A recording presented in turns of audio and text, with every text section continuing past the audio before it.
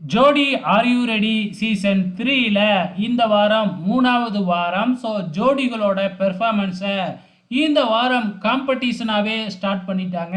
So எல்லாருமே எதிர்பார்த்தோம் choreographer selection நடக்கும் அப்படின்னு சொல்லிட்டு. ஆனால் இந்த சீசனில் நடக்கலைங்க. ஸோ இப்போ 2 ஜோடிக்கு ஒரு கோரியோகிராஃபர் அப்படின்னு சொல்லி அவங்களே செலக்ட் பண்ணி கொடுத்துட்டாங்களாட்டுக்கு. ஸோ கோரியோகிராஃபர் யார் யார் அப்படிங்கிறதையும் நமக்கு காமிச்சிட்டாங்க. ஸோ அவங்க யார், அவங்களோட லிஸ்ட்டு என்ன அப்படிங்கிறத நான் அப்புறம் சொல்கிறேன். ஸோ இன்றைக்கி நடந்த எபிசோடில் மொத்தம் 5 ஜோடி பெர்ஃபார்மன்ஸ் பண்ணினாங்க. இதில் ஒரு ஜோடி டாப் பெர்ஃபார்மராக வந்திருக்காங்க. அதாவது ராக்கி பாய் பெர்ஃபார்மன்ஸாக யார் வந்தாங்க அப்படிங்கிறத ஆல்ரெடி நான் ஒரு வீடியோவில் சொல்லிட்டேன். ஜெபின் மற்றும் சர்மி இவங்க தான் வந்து பார்த்திங்கன்னா வந்திருப்பாங்க. அதே மாதிரி வந்து பார்த்திங்கன்னா ஹனீஸ் அண்டு ஹர்ஷிதா இவங்க தான் டாப் ஜோடியில் ராக்கி பாய் பெர்ஃபார்மன்ஸில் வந்திருப்பாங்க.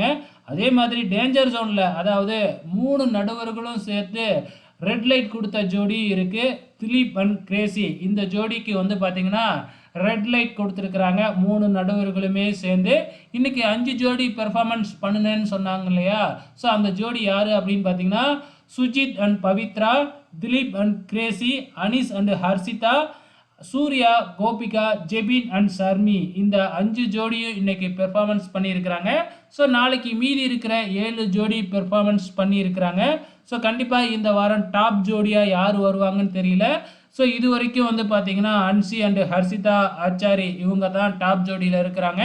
நாளைக்கு இன்னும் 7 பேரோட பெர்ஃபார்மன்ஸ் இருக்கு இல்லையா, அதை பொறுத்து இவங்க டாப் ஜோடியாக வருவாங்களா இல்லையா அப்படிங்கிறது தெரியும்.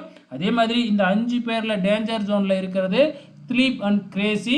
ஸோ பொறுத்திருந்து பார்க்கலாம் நாளைக்கு என்ன நடக்குது. ஃபஸ்ட்டு எலிமினேஷன் முதல் வாரமே நடக்க போகுதா அப்படிங்கிறதும் தெரியல. பொறுத்திருந்து பார்க்கலாம்.